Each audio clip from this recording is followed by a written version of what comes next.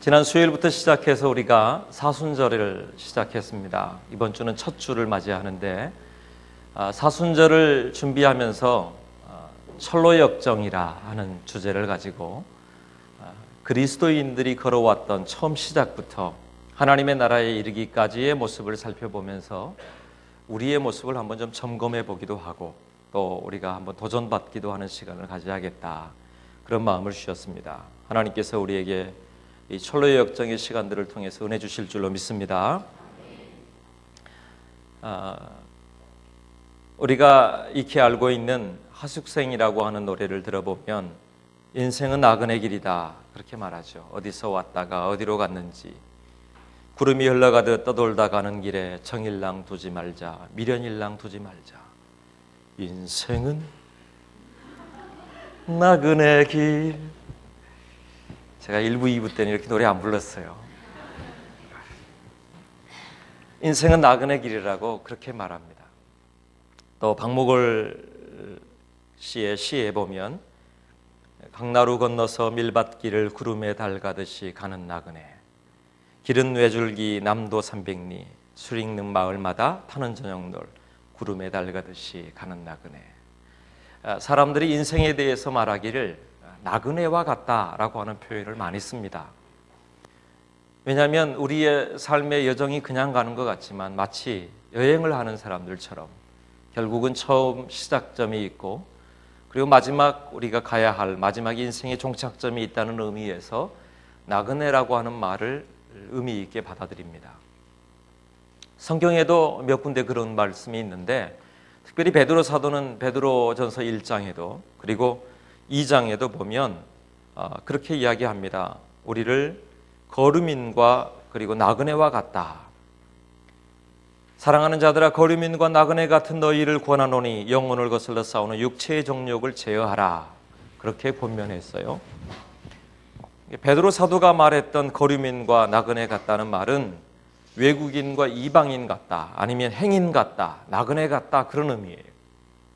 그런데 성경을 자세히 들여다보면 이 나그네, 지금 제가 조금 전에 말씀드렸던 사람들이 말하는 나그네와 성경이 말하고 있는 나그네라고 하는 것의 의미가 다르다는 사실을 우리가 알 수가 있습니다. 뭐가 다를까요? 어디서 왔다가 어디로 가는지 모르는 인생이 나그네 길이라고 했는데 성경은 어디서 왔다가 어디로 가는지가 분명한 길이 있다고 이야기합니다. 그리고 인생에 사는 인생의 목적이 무엇을 위해 살아왔나라고 하는 허무함만 있다고 생각할지 모르지만 성경은 인생에 가야 할 목적이 있고 이 땅에 보내신 이유가 있다고 분명하게 말씀을 증거해 주고 있습니다. 그래서 성경에 나와 있는 이 나그네라고 하는 말을 정확히 이야기하자면 오늘 여기 기록되어 있는 철로역정이라고 하는 말을 원래 그 원 제목이 필그림 프로그레스라고 하는 말이거든요. 필그림이라고 하는 말이 순례자라고 하는 의미입니다. 순례자의 여정이라고 하면 더 좋은 해석이 될 거예요. 그냥 가는 게 아니라, 그냥 나그네 길이 아니라 목적이 분명한, 가야 할 길이 분명한 길을 가는 사람을 순례자라고 말합니다. 그 길을 가는 사람에 대한 이야기가 기록되어 있어요. 그래서 오늘 이 철로의 역정에 순례자의 첫 이야기를 시작하고자 합니다. 이 첫 번째 여행이 시작되는 자리에서 우리가 만나야 될 한 사람은 나중에 그리스도인이라고 하는, 크리스찬이라고 하는 이름이 붙여진 사람입니다. 그런데 그가 본래부터 이와 같은 것을 알았던 게 아니라 그의 행색을 이렇게 표현했어요. 남루한 옷을 걸치고 무거운 짐을 지고 손에는 책 한 권을 들고 있었다. 남루한 옷을 걸쳤다고 하는 것을 보면 그의 외적인 환경의 이야기만이 아닙니다. 그의 지금 처해 있는 현재의 상황을 말하고 있는 것이고, 또 하나 무거운 짐을 지고 있는 것을 지고 있는데 사람들 모두 무거운 짐이 있거든요. 사람들 속에 무거운 짐이 없는 사람이 없어요. 그런데 이 사람이 중요한 이유가 뭐냐면 무거운 짐이 있다는 사실을 어느 순간부터 느끼기 시작했어요. 어떤 때부터요? 자기 손에 들려져 있던 그 책의 의미가 깨달아지고 알아지고, 그리고 그 책에 있는 것이 내 안에 들어오기 시작할 때, 그 책은 성경을 의미합니다. 그리고 그곳에 들여다보는 내 모습을 들여다보니까 내가 얼마나 죄인인지, 내 인생이 얼마나 무거운 짐이 있는지에 대하여 깨닫게 되고 알게 되는 것을 말하죠. 그래서 그때부터 알게 되는 겁니다. 아, 내 등에 무거운 짐이 있구나. 그것은 조금 전에 말씀드렸던 것처럼 누구도 헤아릴 수 없었던 죄의 이야기입니다. 사람들 속에 감추려고 해도 사람들 앞에서는 감출 수 있을지 모르지만 하나님 앞에서 드러나고 있는, 하나님의 말씀 앞에서 드러나고 있는 자신의 무거운 죄의 모습을 그가 지금 실감하고 보게 되고 있는 것이죠. 또 뿐만 아니라 자기 인생의 삶의 무거운 짐을 이야기하고 있어요. 지금까지 살아왔던 인생의 수없이 많은 길들을 돌아보면서 어느 순간 지켜보니까 내가 무엇을 위해 살아왔나, 어디를 향해 가고 있나, 정처 없이, 그렇죠, 어디를 향해 가고 있는지, 무엇을 향해 살고 있는지도 모르는 세대에 자기가 있다는 사실을 발견하게 돼요.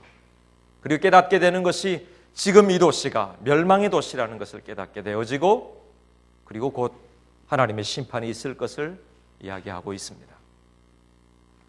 여러분, 그것이 깨달아지는 것이 성도로, 그리스도인으로 순례의 길을 시작하는 시작점입니다. 바로 거기에서 이 사람의 인생이 바뀌기 시작하는 겁니다. 짐이 없다고요? 아니요, 짐 없는 사람 없어요. 인생에 무거운 부담이 없는 사람이 없어요. 외롭지 않은 사람이 없어요. 힘들지 않다거나 낙심해보지 않는 사람이 없어요. 그런데 그것을 발견하고 인정하는 사람들이 많지 않다라는 거예요. 그런데 어느 날부터인가 오늘 그것이 나의 이야기가 되어지고 내 속에서 그것이 드러나기 시작하는 겁니다. 그때부터 괴로움이 임합니다. 그때부터 이 무거운 짐이 더 무거워집니다. 그 무거운 짐의 최종점은 바로 사망이라고 하는 짐이거든요. 우리 중에 누구도 하나님이 부르시면 가지 않을 사람이 있나요? 심판의 짐이거든요. 죄의 짐이에요.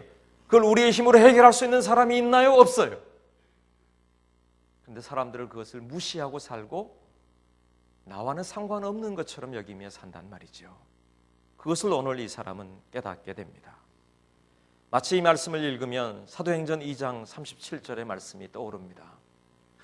그들이 이 말을 듣고 마음에 찔려 베드로와 다른 사람들에게 들어 물어 이르되 형제들아 우리가 어찌할꼬 하거늘. 그들이 지금까지는 깨닫지 못했던 것이 있었어요. 예수님이 어떤 분인지, 내 죄악이 어떤 것인지 그들 모두 깨닫지 못했어요. 그런데 베드로가 성령이 충만하여 그들에게 선포한 그때에 그들 속에 한 가지 탄식이 일어났는데 어찌할꼬 하는 것이었습니다. 어찌할까? 자기의 모습이 보이기 시작한 거예요. 내 모습의 실체가 드러나기 시작한 거죠. 그게 깨달아지는 순간 그들이 회개하고 하나님 앞에 돌아온 숫자가 3,000명씩, 5,000명씩 되었다고 성경은 기록합니다. 어찌할까? 여러분의 삶에 이 질문이 있으십니까? 어찌할꼬 하는 그 탄식 말입니다. 이 크리스찬이 집에 돌아옵니다. 등에는 무거운 짐이 가득 들어 있습니다. 그리고 그곳에 들어왔는데 재미있는 표현이 있어요. 그의 아내가 그 짐이 혹시 자기에게 닿을까 봐 피했다고 기록되어 있거든요. 다시 말하면 사람들이 다 각자의 짐을 지고 있는데 그게 다른 사람이 질 수 있는 게 아니에요. 때로는 아무리 가까운 사람이라도 그것에 대하여 다 이해할 수 없어요. 그 아내는 이렇게 말합니다. 짐을 좀 내려놓으라고 말이에요. 그런 말 누가 못해요. 짐을 좀 내려놓으라고. 무겁지 않느냐고. 무겁지요? 여러분에게 누군가가 다가서서 당신 인생의 짐을 왜 지고 있느냐고 말한다면 아마 웃고 넘어갈 거예요. 속에서는 불이 나면서 말이에요. 왜냐하면 해결할 수 없는, 아이들이 칼을 들고 옵니다. 아빠 그 무거운 짐 있는 거 내가 끊어드릴게요. 되지 않습니다. 아무리 애써봐도 되지 않아요. 그때 이 크리스찬이 말합니다. 저 산에 있는 불이 곧 이 멸망의 도시를 심판하게 될 것이라고. 여보 아니라고, 그 노을일 뿐이라고. 그게 아니라고요? 이 사람은 깨닫게 되고 알게 된 거죠. 그 다음 날이었어요. 아침에 해가 떠오르니까 또 이 아내가 다가와서 이야기합니다. 여보 무슨 일이 있다고 그래요? 똑같은 아침이잖아요. 아무 일도 없었어요. 그리고 나가는 뒷모습을 보면서 이 크리스찬이 뒤에서 한마디 되뇌입니다. 그래요, 아무 일도 없었지요. 똑같은 아침이지요. 내 등의 짐은 여전합니다. 똑같은 아침을 맞이하는데, 아니 새 아침을 맞이한 것 같은데 여전히 변함이 없는 내 등의 짐을 여전히 발견하고 있어요. 여전히 내가 해결할 수 없는 짐이었어요. 그 이후로 혼자서 방 안에 갇혀 있을 때가 많고, 때로는 답답해서 광야로 혼자 뛰쳐나가서 하루 종일 헤매일 때가 많습니다. 그리고 돌아와 봐야 여전히 그 짐은 나를 더 무겁게 만듭니다. 요즘 우리의 삶을 보면 혹시 그렇지 않던가요? 요즘에 보면 우리가 예전보다 훨씬 더 잘 살게 되었고, 더 많이 여행을 떠나기도 하고, 더 좋은 것을 먹게 되고, 더 많은 친구가 있는 것처럼 보이지만 이 세대만큼 외로운 세대가 없다고 이야기합니다. 그래서 많은 사람들이 술을 의지하기도 하고, 약을 의지하기도 하고, 친구를 만나보기도 하고, 많은 것에서 어떤 위로를 찾아보려고 하지만 광야를 헤매보기도 하고, 혼자서 골방에 처박혀 있기도 하고, 그 시간들을 지내보지만 내 위의 짐을 해결할 수 없더라는 거예요. 내 인생의 짐을 해결해 줄 수 있는 사람이 없습니다. 그런데 우리와 그리스도인과 오늘 여기 다른 사람들과 차이점이 무엇인 줄 아십니까? 그 무거운 짐이 있다는 것을 알게 되었느냐, 무시하고 사느냐 하는 것입니다. 이 그리스도인은 그 무거운 짐이 있다는 것을 깨닫게 되었습니다. 그래서 그 시간을 어찌 보낼지를 괴로워하고 있는 것입니다. 이 무거운 짐을 어찌 내려놓을 수 있는지를 괴로워하는 것입니다. 사람들이 쉽게 말하는 짐을 왜 지고 있느냐고 묻지만 그 짐을 내려놓을 수 있는 방법이 없다는 것을 그가 알기에 괴로워하고 있는 것입니다. 어느 날 깊은 광야로 들어가는데 그곳에서 한 사람을 만나죠. 바로 복음 전도자입니다. 전도자를 만나게 되고, 그 전도자가 무슨 다른 이야기를 하는 게 아니에요. 두 가지의 이야기를 시작합니다. 하나는 왜 울고 있느냐는 거예요. 왜 울고 있느냐? 또 하나는 내 인생에 무거운 짐이 있다는 걸 알면서도 왜 떠나지 않느냐? 왜 멸망의 성에서 아직도 주저하고 있느냐? 임박한 진노를 피하라고 하는 두루마리 하나를 주면서 그에게 권면하는 거예요. 왜 울고 있느냐? 알고 있으면서 왜 떠나지 않느냐? 사랑하는 여러분, 우리 속에 이 깨달아지는 은혜가, 믿게 되어지는 은혜가, 나를 발견하는 은혜가 하나님이 허락하시는 부르심의 은혜인 줄로 믿습니다. 주께서 지금 우리를 깨닫게 하시고 알게 하시는 거예요. 그리고 또한 내가 알았듯이 또다시 우리가 전도자가 되어져서 디모데후서 4장 2절에 기록된 말씀처럼 너는 말씀을 전파하라. 때를 얻든지 못 얻든지 항상 힘쓰라고 말씀하시는 주의 말씀처럼 전도자가 있어야 주 앞에 돌아올 수 있고, 누군가가 왜 울고 있느냐고 묻는 사람이 있어야, 그리고 깨닫고 일어서라고 이곳을 떠나서 하나님의 빛이 보이는 저곳으로, 좁은 문으로 네가 달려갈 곳이라고 오늘 그에게 권면할 사람이 필요하단 말이에요. 그리고 지금 우리에게도 말씀하시는 겁니다. 너 왜 울고 있느냐? 내 무거운 짐이 보이느냐? 그 짐을 가지고 너 홀로 있지 말고, 너 혼자서 고민하지 말고 저 빛이 보이는 저곳으로 주님께서 달려가라고 오늘 우리에게 말씀하시는 줄로 믿습니다. 그걸 깨닫게 하시는 게 은혜예요. 제가 조금 전에 말씀드렸지요. 이걸 알게 하시는 것이 부르심이라고 말이죠. 이 부르심에는요, 두 가지가 있어요. 하나는 외적인 부르심이 있고, 또 하나는 영혼의 부르심이 있어요. 외적인 부르심은 뭐냐? 오늘 이곳에 나와 있는 분들의 이유가 다 있을 겁니다. 교회 갈 때 됐으니 가는 거죠. 그래요. 그 이전에 누군가가 여러분을 인도하셨잖아요. 그렇죠? 저는 모태부터 예수님을 알게 되었습니다. 여러분의 부모님들을 통해서 이곳에 오게 되셨든지, 친구를 통해서든지, 아니면 아내가 억지로 졸라서 이곳에 앉아 계신 분도 있을지 모르겠어요. 그것은 외적인 부르심이에요. 하나님이 그들을 보내신 겁니다. 그리고 이곳에 앉아 있습니다. 그런데 그보다 더 중요한 부르심이 있습니다. 그것은 내 안에, 내 영혼의 부르심이에요. 그냥 앉아 있어서 그리스도인이 되는 게 아니라, 그냥 앉아 있어서 내가 예수님을 믿는 사람이 되는 게 아니라, 내 속에서 나를 발견하고 내 영혼에, 그 자리에서 내 안에 인생의 짐이 있다는 것을 발견하고, 내 속에서 지금까지 헤매였던, 다른 곳에 위로를 찾았고 다른 곳에 짐을 내려놓고 했던 그 모든 것을 예수 그리스도 앞에 내려놓을 수 있는 용기를 얻게 하시는 것. 아니, 내 영혼에 짐이 있다는 사실을, 내 영혼에 죄악이 있다는 사실을 인정하고 주 예수 그리스도 앞에 달려갈 수 있게 하시는 그 은혜, 그것이 바로 영혼의 부르심이란 말이죠. 어떤 이유에서든지 여러분 이곳에 부르심 받았습니다. 믿으십니까? 하나님이 부르신 줄로 믿습니다. 그런데 이제 다시 하나님은 우리의 마음을 놓고 하십니다. 내 영혼의 마음을 열라고 말이에요. 더 분명히 말할까요? 네 속에 네가 얼마나 무거운 짐을 지고 있다는 것을 깨달아 알아내라고 말이에요. 감추지 말고, 다른 사람에게 숨기듯이 숨겨놓지 말고, 하나님께는 적어도, 예수님의 십자가 앞에서는 적어도 정직하게 내려놓고 가져오라고 말입니다. 수고하고 무거운 짐진 자들아, 다 내게로 오라. 주님께서 우리를 바라보시면서 말씀하시는 거죠.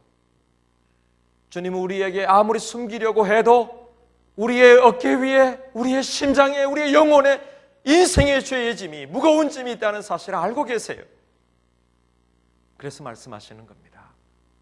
수고했지, 무거웠지, 내게로 오라고 말입니다. 여기 전도자가 말합니다. 왜 울고 있느냐? 그런데 울고 있으면서도 왜 떠나지 못하느냐? 왜 시작하지 못하느냐? 왜 순례자의 여행을 시작하지 않고 있느냐? 저 빛을 향하여 왜 가지 않고 있느냐? 그렇게 묻고 계세요. 놀라운 것은 이 그리스도인의 용기입니다. 그 무거운 짐을 발견하고 뒤뚱거렸던 그가, 힘들었던 그가, 낙심했던 그가 그 무거운 짐을 지고 저 보이는 빛을 향해 달려갑니다. 저 좁은 문이 보이느냐? 좁은 문은 보이지 않아요. 겨우 비치는 작은 그 불빛을 향해 달려가는 겁니다. 그 뒤에 아이들이 부르는 소리가 들립니다. 그의 아내가 걱정스러운 모습으로 쳐다보는 것이 느껴집니다.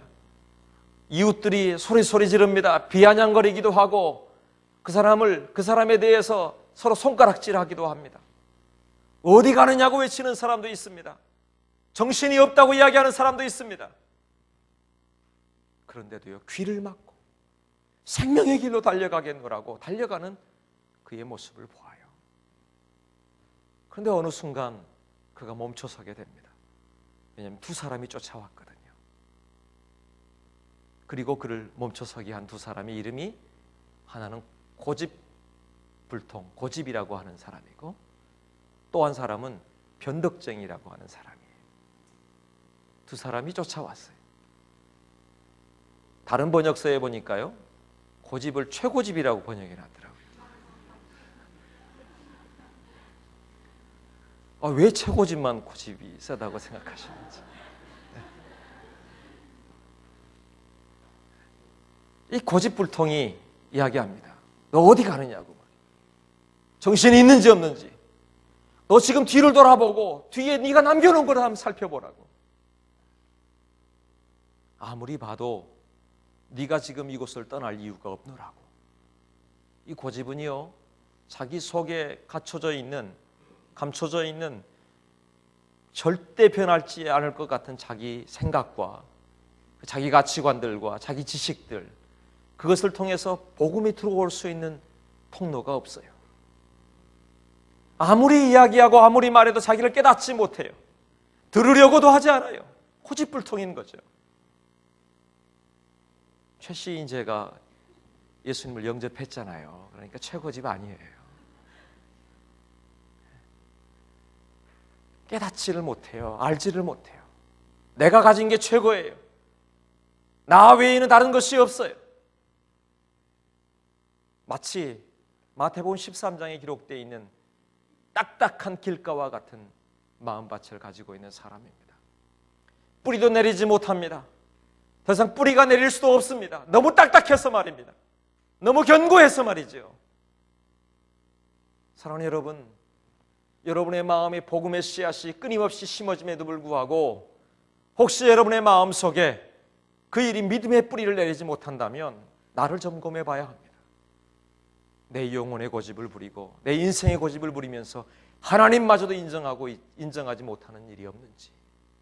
인생이 오면 모두 사망의 길로 갈 수밖에 없는 것이 우리의 인생의 길인데, 죄의 싹은 사망이라고 분명히 말씀하시는데 그 사망의 길 앞에 서 있는 우리가 무슨 더 하나님 앞에서 내어놓을 게 있다고 그렇게 견고한 고집을 가지고 살고 있는지. 사랑하는 여러분, 하나님 앞에 우리의 모습이 정직하게 다시 다 드러날 수 있게 되길 바랍니다. 겸비하여 하나님 앞에 서게 되길 바랍니다. 고집불통이 돌아섭니다. 그리고 다시는 이 사람 앞에 나서지 않습니다. 기가 막힌 이야기예요. 복음이 들어도요 다 영접할 것 같은데, 천국의 이야기를 들으면 다 영접할 것 같은데 그러지 않는 사람들이 있다고 성경은 이야기합니다. 요한복음 3장 19절에 그 정죄는 이것이니 곧 빛이 세상에 왔으되 사람들이 자기 행위가 악함으로 빛보다 어둠을 더 사랑한 것이니라.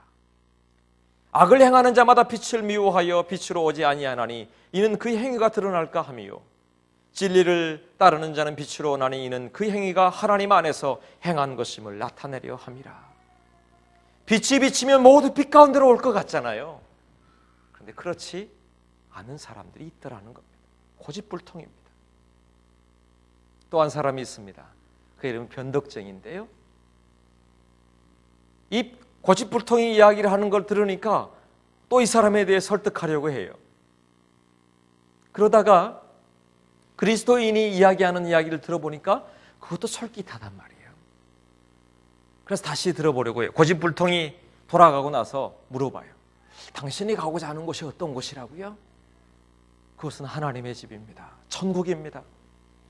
더 이상 눈물과 고통이 없는 곳입니다. 빛이 있는 곳입니다. 의의 면류관이 준비되어 있는 곳입니다. 그곳에 대해 상상을 해보니까 너무 기가 막히거든요. 그러니까 이 변덕쟁이가 금방 따라 나서요. 나도 함께 가겠다고. 나도 함께 동행하겠다고.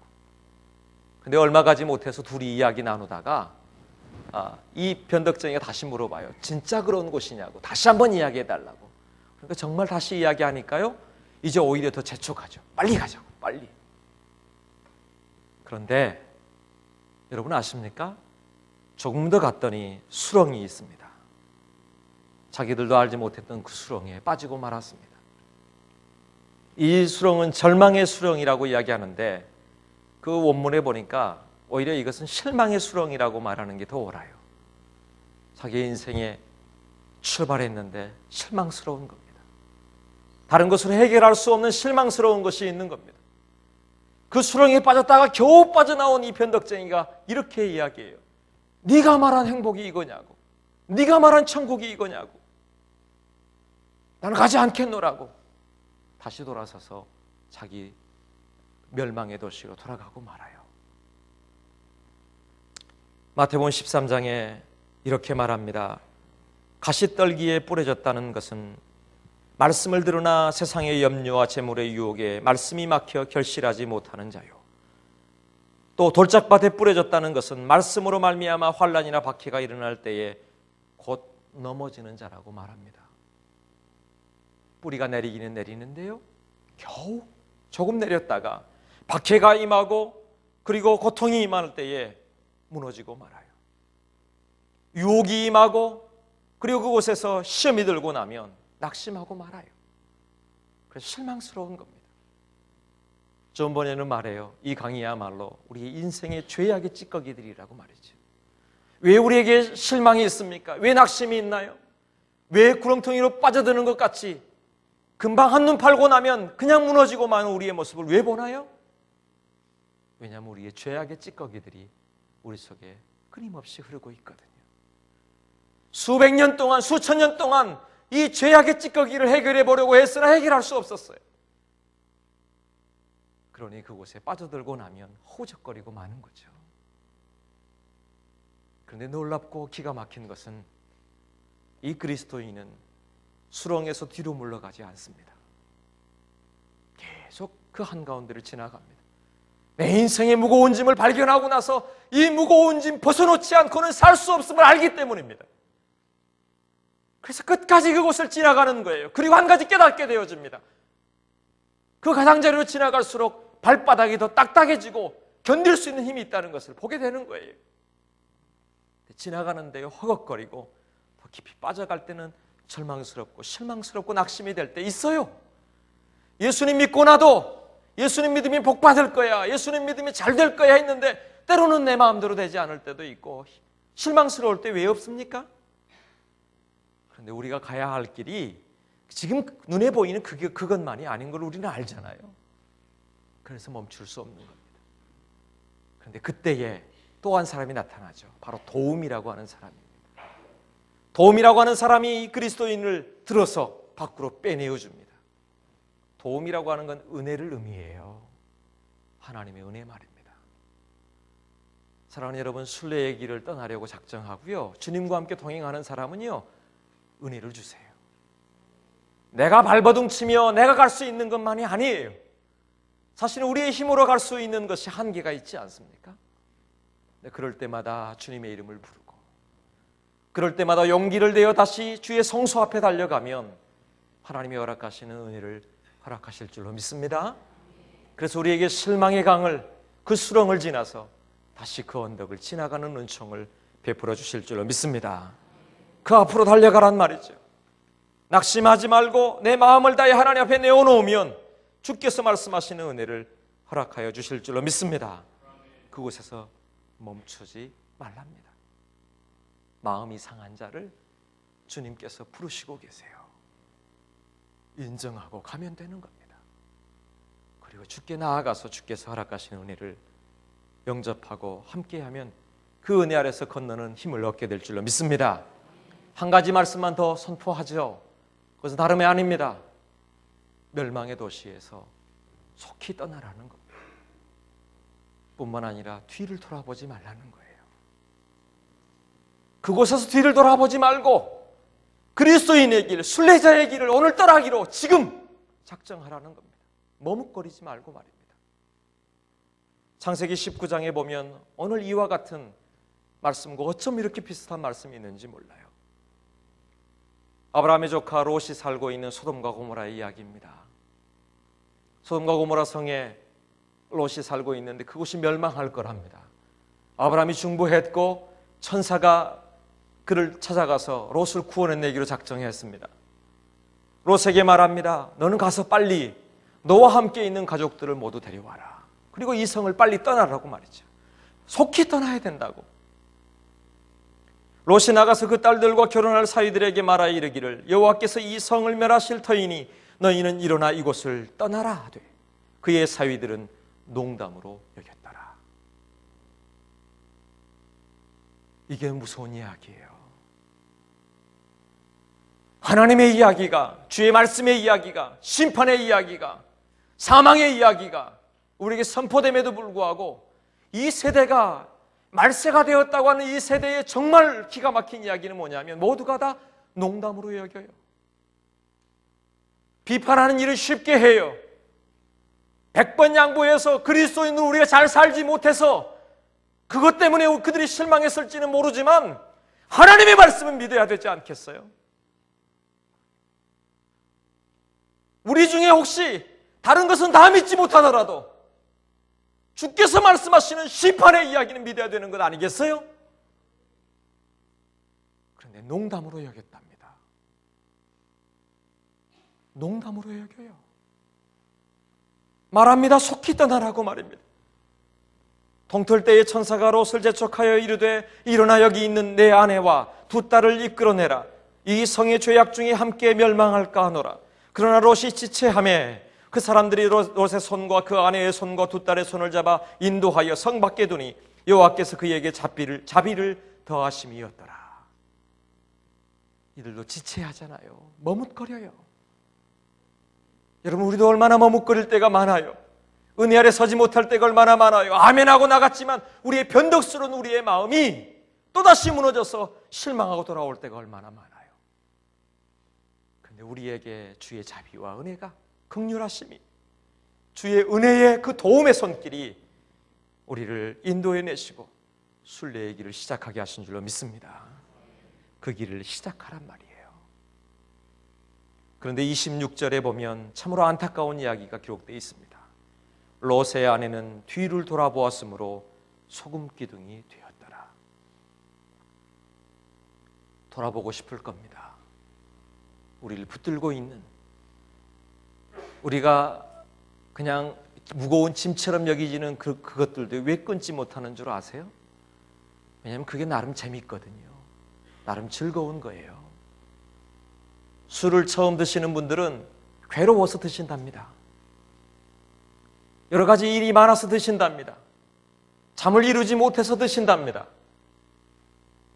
그런데 아세요? 나중에는 그 일이 나름의 만족이 있고 그 일도 나름의 쾌감이 있다는 거예요. 아까 말씀드렸듯이 그냥 우리를 붙들고 있는 게 아니라 염려와 재물의 유혹의 길로 우리가 가는 게 익숙해요.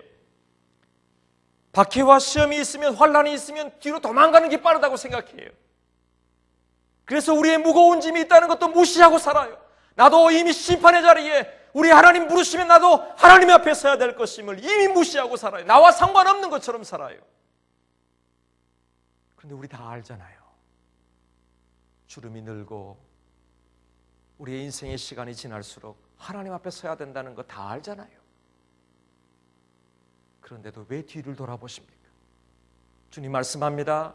뒤를 돌아보지 말고 지금 떠나야 될 때라고 말입니다. 말씀을 맺겠습니다. 이 책을 읽어가다가 또 다른 한 권의 책이 떠올랐습니다. 담이라고 하는 책입니다. 아주 작은 소책자인데요. 글로리아 에반스라고 하는 사람이 쓴 책입니다.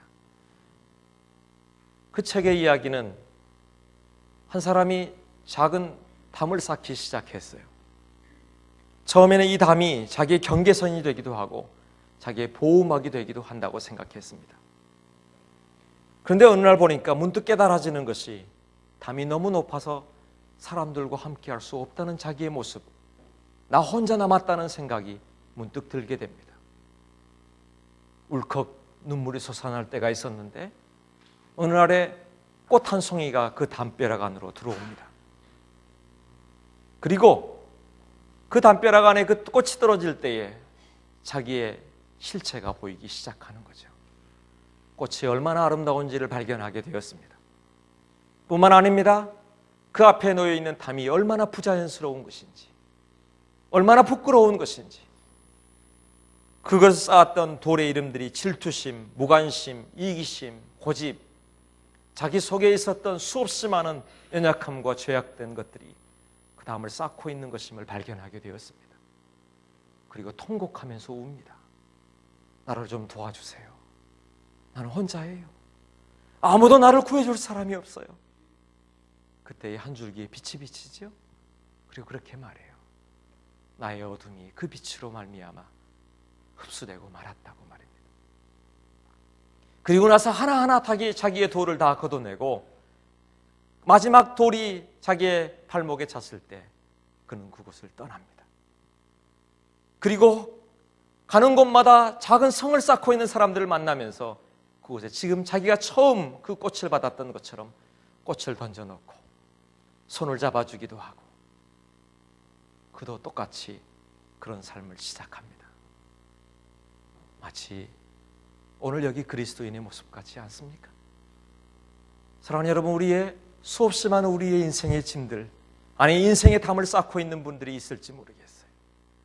괜찮다고, 이건 나의 보호막이 될 것이라고, 내 자존심이라고 고집부리면서 애써서 쌓고 있는 짐. 그러나 어느 날 보면 허무하게 무너질 인생의 짐이 아닙니까? 너무 무거운데 어느 곳에서 내어놓을 수 없고 아무도 이해해 주지 않는 내 인생에 허무의 짐이 있지 않습니까? 죄악의 짐이 있지 않습니까? 지금이 그 멸망의 성을 떠날 때에, 예수 그리스도 앞에 나아갈 때에, 그 빛으로 가야 될 때에, 무거워도 가야 하고 실망의 늪에 빠져도 가야 하고, 그럼 반드시 우리를 도우시는 은혜가 함께 하실 줄로 믿습니다. 오늘 이 사순절의 시작점에서 우리의 사순절을 통해서 우리의 인생의 길을 다시 발견하고 주님과 함께 동행하는 순례의 길이 시작되기를 예수님 이름으로 축복합니다. 기도하겠습니다. 하나님 아버지, 주의 은혜의 법이 우리를 주장하여 주옵소서. 나를 다시 발견하게 하셔서 내 영혼의 초청에 응답할 수 있게 하여 주시고, 그 부르심에 대하여 아멘하며 주 앞에 서도록 인도하여 주옵소서. 오늘 결단하고 결심하여 주님의 은혜가 우리에게 임하는 그 시작, 순례의 길을 시작할 용기를 주시옵소서. 예수님 이름으로 기도드립니다. 아멘.